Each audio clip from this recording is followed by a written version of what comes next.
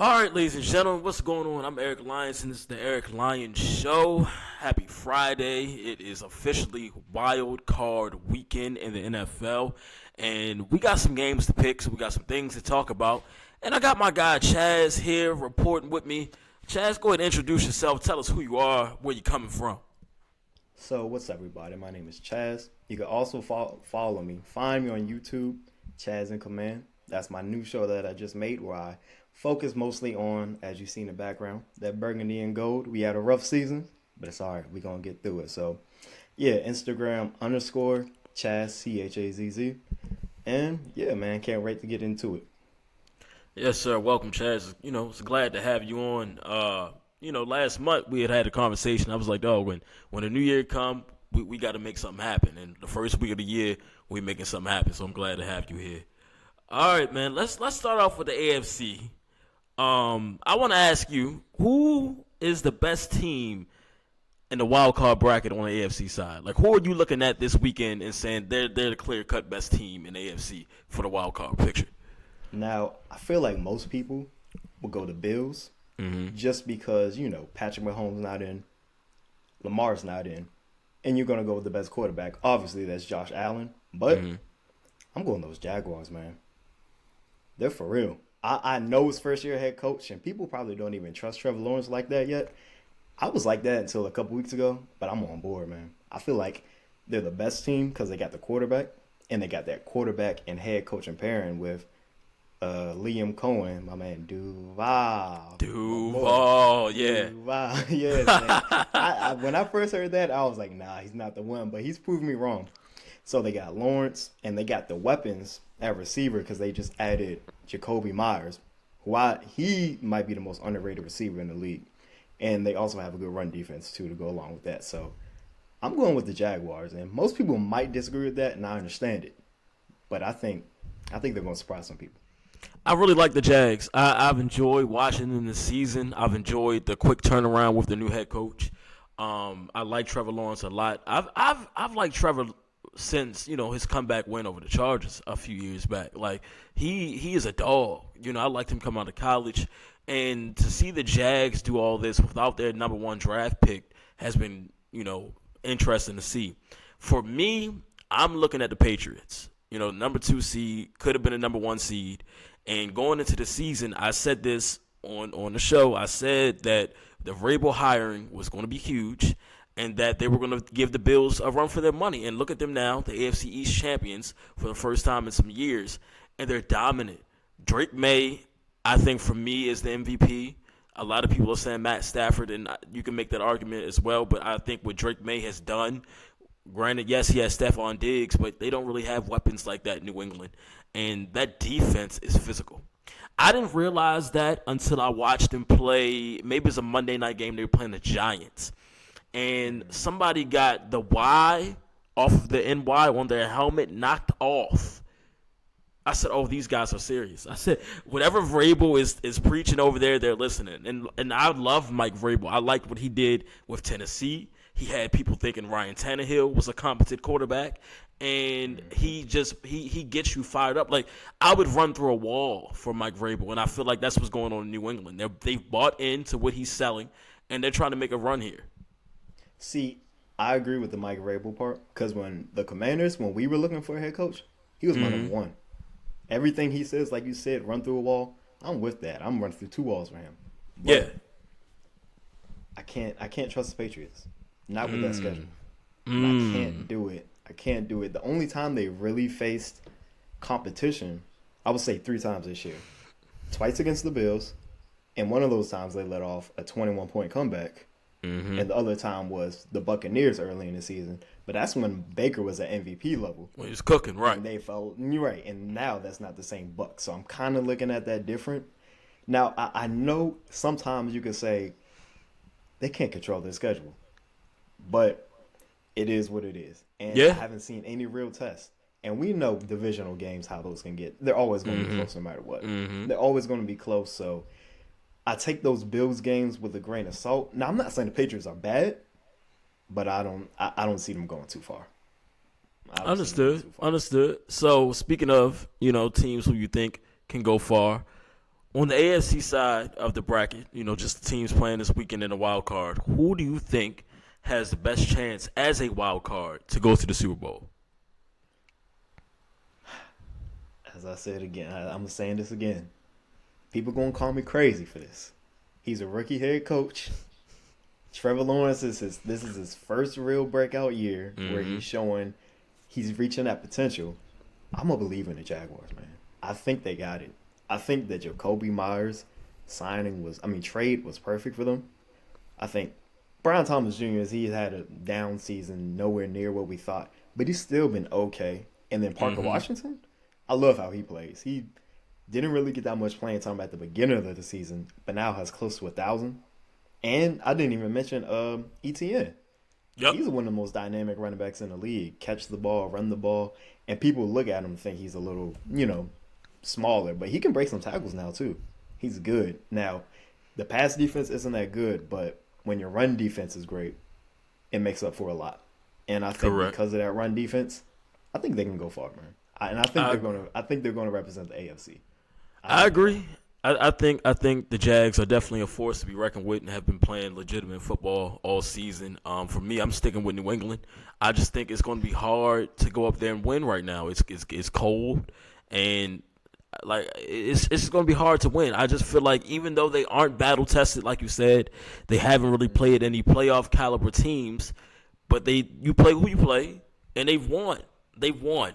I'm still looking at other teams that this is still the NFL team. Anybody can be beat any given Sunday. They came into Baltimore and made easy work of the Ravens. They did. I'm still rolling with the New England Patriots. All right, so let's stay in the AFC and let's get to these picks. Let's go to Sunday at 1:00. We got the Bills going down to Jacksonville, and I think I already know who you're rolling with in this game. So go ahead and tell us. Going Trevor Lawrence, baby. Let's go. I think the biggest key to this game is that Jaguars run defense. Because we know when the Bills can't run the ball with James Cook, that's when they struggle the most. That's when they lose the games. That's when the shield and the armor on Josh Allen just gets a little bit too heavy for him sometimes. Whenever he faces that really good defense, we saw it in Philly a couple weeks ago, and they got shut out first half. Second half, they came back, but Josh Allen missed that pass at the end. Now, I know it was bad weather and rain and all that, but he didn't have James Cook doing his thing, so he struggled against that. And then the other game, I just had it in my head. It was another game earlier in the season when they played the Texans. That Texans game on Thursday night where they came after him and they stopped that run, of course. That's what they do. And when that run gets stopped for the Bills, I think that's when they struggle the most. And Josh Allen's had a great season, but it hasn't been, that premier Josh Allen season. So I just don't. I see the Jaguars shutting them down, especially with the way Trevor Lawrence is playing. And it's going to be a shootout, but I just think the Jaguars are going to have the edge. I'm rolling with the Jags as well. I picked them. I think if this game was played in Buffalo, I would have went with the Bills, honestly. And the joke on Twitter is it's like they never have an away game. Like, dog, I feel like every time I look up, they're in Buffalo. But they're not going to be in Buffalo on Sunday. They're going to be in Jacksonville, and I think the Jags are definitely going to win that game. So let's go to Sunday night. We got the Chargers traveling out to New England, west to east. This is easy for me. I feel like this is the easiest game to pick for me. The Chargers are not a good team. They're not a good team. They're not.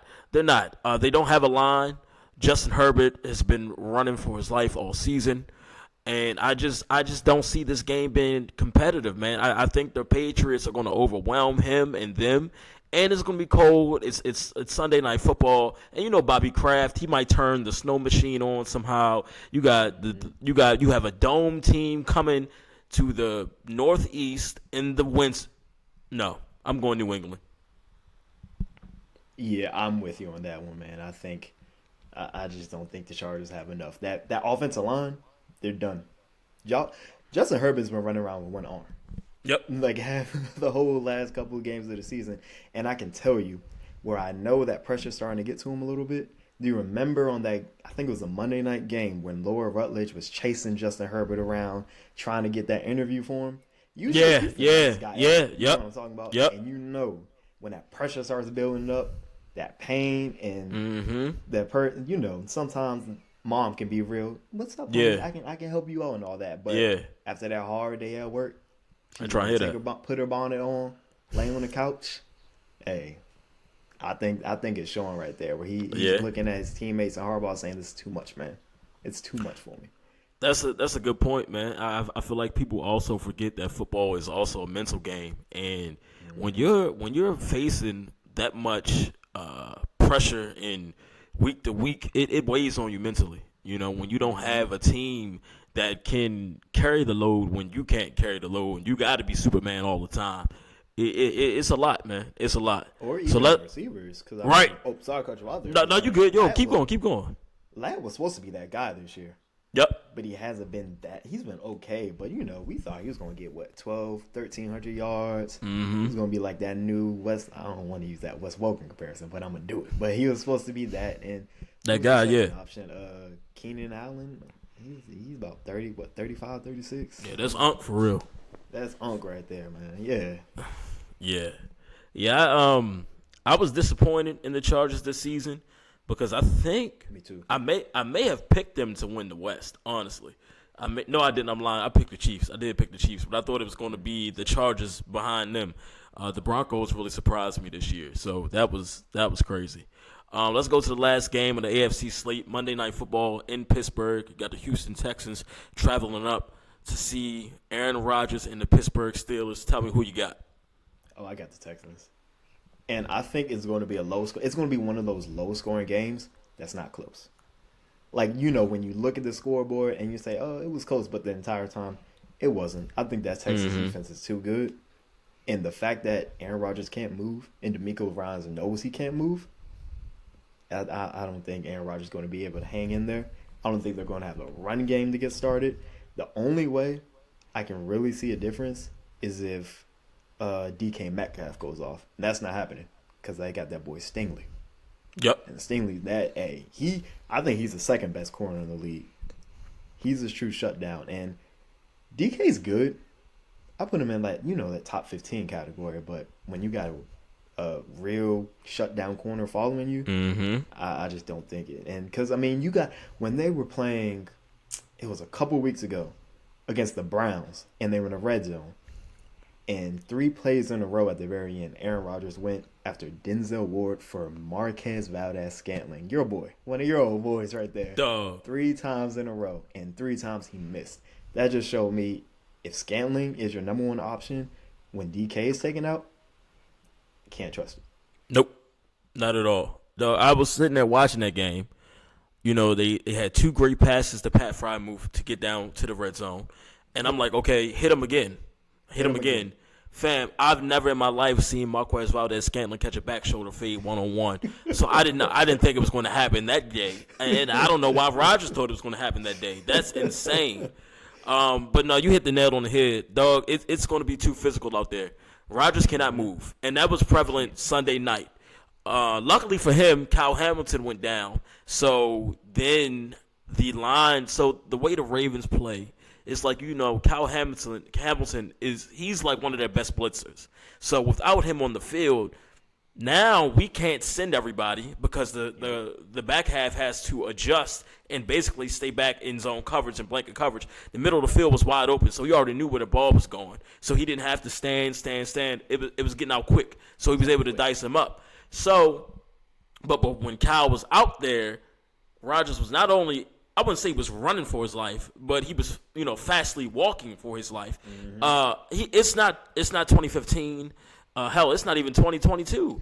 Those days are over. You know what I mean? Those days are over, dog. The great Slim Charles said, the thing about the old days, they the old days. It's not happening. They the old days, dog. Yeah. You're 42 now. It's not happening. I think that, like you said, it's going to be a low-scoring game. I think this is like a race to 20. Whoever gets to 20 first will win the game. And the only way that the Texans will lose is if C.J. Stroud has a meltdown. If he does one of those 3 interception games and, fumbles the ball and just – then we have a different conversation. But the Steelers, they don't have a run game. They don't. Kenneth Gainwell, Warren, they're not good enough. And that line, they don't open enough holes to run the ball consistently. And when you get into January and you're playing playoff football, you have got to run the ball. I don't care who you are. I don't care who your quarterback is. If you're one-dimensional, you're not going to the Super Bowl. It's not going to happen. It's DeMeco Ryans. Yeah, it's not going to happen. He's too smart for that. So I'm rolling with the Houston Texans to beat the Steelers on Monday night. And let's jump on to the NFC side of things. I have an honest question. Do the Panthers have any shot against the Rams? Any shot? They do. Tell me why. And they do because confidence is key. They beat the Rams earlier. And a couple weeks ago, they beat the Rams. Now, that was Stafford's worst game. He was bad that game. And even though he was bad, they still almost beat the Panthers. But the key is almost. The Panthers still won. Now, the only reason I'm just hesitant to really go jump on that Panthers bandwagon, Bryce Young's so inconsistent, man. One game, I'm looking at him like, that's a franchise quarterback. That's a franchise quarterback. And then I'm looking at him, and I'm like, that's a middle school quarterback. That's my height. He don't belong in the NFL. You know what I mean? So it's he has that. If he was more consistent, I wouldn't say favor the Panthers, but I'd be more confident. But I do think they have a chance. But the thing that messes them up, why they were doing so good earlier, was Rico Dowdle was having his Linsanity run. And I know because he was on my fantasy team.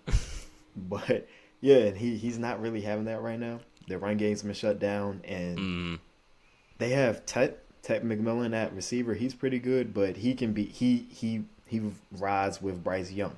When Bryce Young's inconsistent, he's not going to eat. And when your second option is Xavier Legette. What Cam say?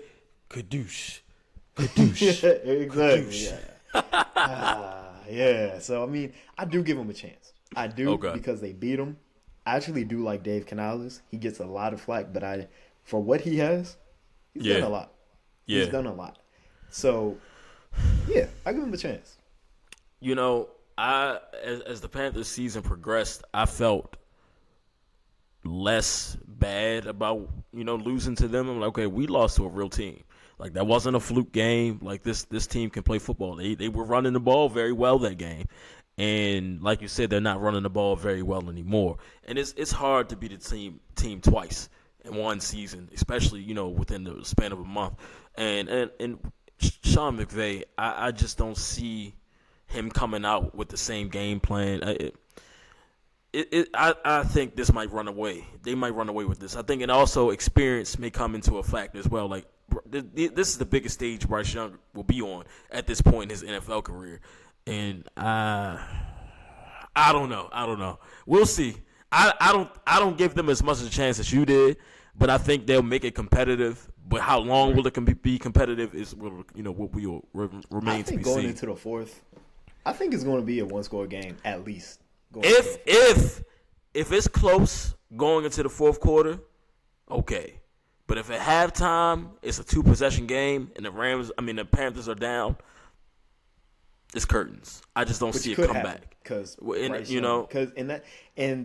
man, if Devontae Adams is healthy, yep, and can open it up for that offense, they can score at will. They score at will, dog. They score at will. Coming into the season, Sean McVay was my preseason pick for Coach of the Year because I wanted to see what we was going to do with this offense, and they overachieved. And people try to act like Puka is not that. Dog. That dude. Dog. Puka top 5. Dog. The refs was hating when they played the Falcons because that was a catch. Yeah, I don't care. That was a catch. With the left. With the left. With the fingertips. Fam. With the fingertips. That man is crazy, man. Fam. They talk about all these targets, but he's not dropping the ball. And these aren't like he's wide open every time. These are contested catches where he has to grab it. He's grabbing. He's over top of people. Like, it don't matter if you're on him. It don't matter. It don't matter. After he catches it, he's breaking. Then he's getting loose. Making you feel it. Yeah. I he's think physical, that offense is crazy. Like you said, if the Panthers are down a couple scores going into over halftime, that chance it was already a slim chance. I'm giving them a chance, but it ain't. I'm not looking at Bryce Young. So do a fourth quarter comeback down to 2 scores.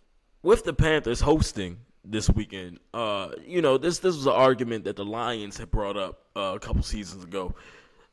The Panthers won 8 games. Okay, they went 8-9, and they're hosting a playoff game this weekend. Should home playoff games continue to be awarded to division winners? I love this question. Yes, 100%. My team is in the NFC East. For the first time in 20 years, we had a repeat champion. Man, it's hard to win your division. Unless you're the Chiefs, it's hard to win your division. And I think they should be awarded for that, because knowing your opponent's playing them twice a year, every single year, it's hard to win. So you got to give a big reward. And the other thing that I really love, it intensifies those rivalries at the end of the year. We just saw the Buccaneers and the Panthers go at it in a great game with the rain coming down, all on the line. Home field advantage. This is what it's about. This is the NFL. Yeah. Storylines. Cinderella stories. Come on. Give the underdog an even better chance to win this game. If we didn't have this, we wouldn't have had Beastquake. Yep. Yeah. We wouldn't have had Beastquake. Yeah. And I think the Giants in 2007, when they won the Super Bowl, I think they were in the same thing. We wouldn't have had David Tyree's helmet catch if that didn't happen. Yeah. Patriots would have gone, 19-0 or whatever it is. Yeah. And I'm glad we stopped that because I was a huge Patriots hater back in the day. Huge Patriots hater. So I was rooting for the Giants. So, yeah, man, give them home field advantage. And I know people might say it's not fair. I went 12-5, blah, blah, blah. Hey, it's a new playoffs. It's a new season. Do it again. Yeah. I've always been on that same bandwagon as win your division, because if you change the way the playoff seeding goes, then it makes the divisions mean nothing. And now we're having a different conversation. Like you said, it's about the rivalries, it's about the storylines, and you see what happened with Green Bay and Chicago. And Green Bay went outside of Sunday. I didn't really count to me because we didn't play anybody. Right. Stars were out. That game was meaningless. But in meaningful division games, the Packers were 4-1. 4-1. And the one being the loss in Chicago. The Bears won. The Bears won 2 division games this year and are NFC North champions. It's like you gotta handle business when you have to. That's what it comes down to. If Green Bay recovers an onside kick, this game is at Lambeau on Saturday night. Yep. That's literally what it is. It's a game of inches, Yep. And it's crazy because I knew the Bears weren't going to win last week, and I knew they weren't going to beat the Lions. Like, this division was ours still to win. Couldn't beat the Ravens, and then it was like, whatever, we don't care about the Vikings. But like, all they had to do was beat Tyler Huntley in 9, and this game would be in Green Bay this weekend. So I think, yeah, man, keep the divisions winners, getting a home playoff game, because it keeps everything intact. It keeps everything mattering. Like you said, it's. Go ahead, talk to me. No, go ahead. I was going to say, before we go to the next topic, man, I need, as a Packers fan, your reaction when Caleb made that throw. It was what it was. I wasn't shocked. It's Keyshawn Nixon. Like, of course that's going to happen. Like, it did not surprise me at all. It was a hell of a throw. But we held them to 6 points for 59 minutes. Like, so when everybody's talking about, the Packers are hurt, dog, the game was over if they recovered the onside kick. Malik Willis was still, like, dog, whatever. I can't wait for Saturday. You can't. I cannot wait, because they have been yapping, and I can't wait to see what Diggs does on Saturday too, because I think that's a great pickup. I really think that's a great pickup. I listen. Play him twice. He's not the same player. Some guys need to change the scenery, dog. So that's all they need. The same player. Okay. Man. I mean, hopefully you might be right. I'm telling you. When he got released, I looked at Adam Peters and said, "You better not do it." Listen, some guys just need to change the scenery, dog. That's it. So we'll see.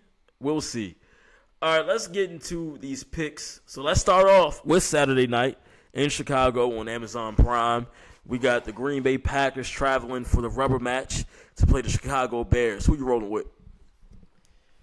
Now, this was the hardest one, honestly, because I think y'all are so evenly matched. But I'm going with the Packers. With Jordan Love in there, I'm going with the Packers. And it more has to do with the Bears than you guys, because what I just don't trust is Caleb Williams. He's so inconsistent, man. Like, we were talking about that throw earlier that he made, that, like, 1 out of 200 throw, but then you give him a 10-yard slant, and it's 10 yards over someone's head, and it's like, what are you doing? So I just – and it's playoff football. Every chance you get, every possession, you got to make it. You got to get that. And then the other thing, they do best when they can run that ball. And you guys are great at stopping that run. So I think it's going to force Caleb to make errant throws and miss, and – you guys are going to be able to take advantage of that, especially if you guys are able to establish that run, because that's when y'all are the best too. When Josh Jacobs is going in, that gives Jordan Love time to just fling that up, man. And when Jordan Love's on, he's one of the best. Yep. And he's cleaned up on all those turnovers. So I'm giving it to you guys. And like you said before, the last game, they had 6 points until the end of the fourth quarter. Y'all were shutting them down. So I'm giving it to you guys more because I don't trust Caleb than I love y'all, just because I feel like y'all are such similar teams, and it's going to be a close game no matter what. It's going to be a nail-biter. That's my most looked forward to game this week. So I look back on that game in Chicago, and what people fail to realize is Green Bay got down there and fumbled the ball. Josh Jacobs had an uncharacteristic fumble. They had multiple opportunities to put that game away. That game shouldn't have been as close as it was. The game should have been over. Listen, I just watched Brock Purdy throw the ball all over these boys. That's what I just saw, right? Yeah. That defense gave up a lot of points. And you look at Green Bay, not only did they pick up Mr. Diggs, but they picked up a DT who was off the waivers from Chicago to fill up that void that we're missing. If we can stop the run, like you said, we can contain the run and make Caleb I don't even want him making off-schedule throws because he likes to make those throws. He makes good off-schedule throws. But make him win the game. Make him win the game because that's what was going on. And he wasn't doing it. And I think with J Love healthy, with Josh Jacobs healthy, I really think that if they establish the run, Green Bay establishes the run, this game can get out of hand. I don't think it don't have to be close. It shouldn't be close. This game is going out of hand. I remember when we went to Dallas. When we went to Dallas as a 7 seed, and everybody thought, "Oh, Dallas, this Green Bay team is so young." And then what happened? The belt came out, and it was over by halftime. That's what's going to happen Saturday night, dog. This game ain't going to be close. It's not going to be close. This Chicago defense is trash. I'm telling you right now. But they get those turnovers. Ain't gonna be no turnovers. I'm gonna tell you what's gonna happen. Jordan Love. Everybody write this down. You want to win some money this weekend. Jordan Love, 3 touchdowns, 250 yards. Let's calm it down there. I told y'all on Thanksgiving he was going to throw 4. How many he throw? How many he throw on Thanksgiving? That ball off to Josh Jacobs. How many did he throw on Thanksgiving? What was it, 4? He threw 4 of them things. He going to throw 3 on Saturday night, dog. I'm telling you he is.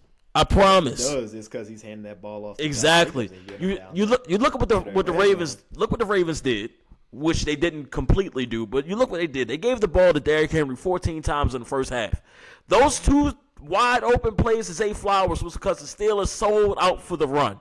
Matt LaFleur, if you can hear me, give the ball to Josh Jacobs. It will open the passing game. Christian Watson will be open. Matthew Golden, who ain't scored a touchdown all year, will be open. Romeo Doubs and his sometimes hands will be open. But please, I do not need to see any government-mandated end arounds to Jaden Reed. Run the fucking ball. That's it. Man, That's it. Run the ball. That's the key. Run the ball. I can't wait for Saturday, dog. Your boy gets greedy. He gets greedy. Listen, that's the only thing I think he's learned. I think he's grown. I don't think he's going to do it. Listen. But when you're in Soldier Field, that's no. If you see my dog bounce on his toes and lick his tongue out, Christian Watson down there somewhere. All right? I'm telling you, it's going to get ugly. Let's go to Sunday afternoon. right up 95 at Lincoln Financial Field. We got the San Francisco 49ers traveling out here to play the Philadelphia Eagles. Who you rolling with? I hate to say this, man, because if it's one thing I hate in this world, man. Those dirty birds. I can't stand the Eagles. Can't stand them. I'm not gonna lie. My hatred went over the Cowboys when Saquon Barkley took that first run in the playoffs with the touchdown. That's when it went over it. But I got to take the Eagles. I got to take them. I think the Eagles. Say what you want about Jalen Hurts, but he gets the job done. He gets the job done when you ask him in the playoffs. Is it gonna be pretty? No. Is it gonna have one touchdown, 152 yards? Probably. But he's gonna get the job done. Is A.J. Brown going to complain about only having 3 catches, 39 yards? Yeah, but they're still going to win. They have that great defense, and I think they're going to be able to run the ball because that San Francisco defense is not that good. We saw what Caleb Williams did to them. He lit them up. And if he can do that, I think Jalen Hurts with even better weapons and A.J. Brown and Devontae and Goddard can do that. And the offensive line where there's no Nick Bosa coming after him, so we can sit back and throw it. And I think the 49ers, it's going to be a good game. It's not going to be high scoring. It's going to be like a 24-21 type game. But I think the Eagles are just too complete of a team. And as much as I hate to say it, Jalen Hurts is not going to mess it up. He's not going to mess it up. Barkley's going to do his thing. He's not going to go crazy like he was last year, but he's going to do enough. And that's all they need from Jalen Hurts and Barkley. Just do enough. Lean on that defense. Don't throw any turnovers. No picks, no interceptions, no fumbles, nothing. I hate to say it, but I'm taking the Eagles over the Niners. The year when was the last time they played each other in the playoffs? Was that the year that the 49ers didn't have a quarterback when everybody was hurt? Okay. So what I've seen from Brock Purdy this season is a man on a mission. And what I've seen from Christian McCaffrey is also a man on a mission. This offense has been way better than I expected it to be without Debo and without Brandon Ayuk, who I don't even know where he is, and neither does Kyle Shanahan. I've really enjoyed what I've seen from this offense this season. So watching them only put up 3 points at home against the Seahawks really scared me coming into the playoffs. I was like, oh, no. But I was rooting for the Seahawks because I didn't want the 49ers to get the number 1 seed. I didn't want that. But I have not been impressed with the Eagles at all this year. Nothing they have done has made me say, oh, this is a team that can go far in the playoffs. I just don't see it. The wins that they have, they squeaked by. Like, they really shouldn't have beaten Green Bay. Like, they just don't look like a team. They don't look like they did last year where it was like you don't want to go there. Like, I didn't want to go to Philly last year. I didn't. I already knew what it was. But this year, if we had to go there this weekend, like when y'all was playing, I was like, because the Bears didn't look like they wanted to see us. Because I'm like, are y'all really going to lose to the Lions right now with all y'all starters in? Cool, whatever.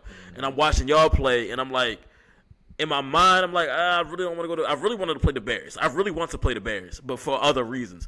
But if I had to go to Philly this weekend, I would have been okay. Because I'm like, I feel like this is a team that can be beat. I'm rolling with the 49ers. I just don't see them doing enough to stop Brock Purdy. I think Brock Purdy is going to have a great day. I think Christian McCaffrey is going to have a great day. And I think the San Francisco 49ers are going to eliminate the Eagles. And honestly, this is 2 teams I can't stand. I can't stand the Eagles. I hate their fans. I don't like Nick Sirianni. The worst. They're the worst humans. I can't stand them. And I was talking about this with my mom the other day. Yes, the 49ers have eliminated the Packers in the playoffs multiple times. I can't stand going out there. I hate that we have to go out there all the time. But I don't hate the 49ers. I respect the 49ers. They scare me. I respect Kyle Shanahan. I respect Robert Saleh. Fred Warner is my favorite linebacker. I respect the 49ers. I don't give a damn about the Eagles. So I'm praying 49ers, if you can hear me, please beat the Eagles. This is really like, I was so glad they got to play each other because I'm like, okay, we can just somebody's got to go. At least one of them be gone. So both of them play You would rather play the 49ers? If You I had would a rather play the Eagles? if I had a choice, oh yeah, absolutely. If I had a choice, and look, listen. Let me tell you something. Is for real, man. It's for I'll real. go a step further. I was hoping that the Seahawks won this game this past weekend because after we beat Chicago, we'll have to go to Seattle. We are only a Sam Darnold disaster class away from Green Bay sneaking into the NFC title game. But even with that disaster class, if it happens, brother, that beard ain't fooling me. I know who that is. I know who he is. Those ghosts are still there. But I ain't gonna jump ahead. Let's stick to this weekend. We already at the last NFC game. Oh yeah, we are. So we already ran through the Green Bay game. We ran through the 49ers game. Who we got last? Who is it? Dang, I'm blanking. This is crazy. We ran through the Rams. Is that it? That's it? I think that's it. That's it. Oh, wow. And just like that. Well, look, I'm excited for the week. Did we do the Rams game? We did the Rams. Yeah, that was the first. Right. No, Okay, we did. We already covered that one. Yup. That's what it was. Yeah. All right. So listen, I'm excited for this weekend. I know even though your team is out, I know you're still excited because you're a football fan, and that's what that's what it is. We enjoy to watch the games. So I'm excited for Saturday night. Of course, that what happens Saturday night will determine how I feel about Sunday and if I care to watch anything. So we shall see. It should be a good weekend of football, ladies and gentlemen. Once again, make sure you tap in with my guy Chaz. Go subscribe to his channel. Follow him on Instagram and show him some love as well. But thank you again for watching. Enjoy the games this weekend. If you're going out, be safe. Don't drink too much. It is still dry January, so we should all be locked in anyway. Go Pack, go. And be blessed, everybody. And most importantly, be electrified.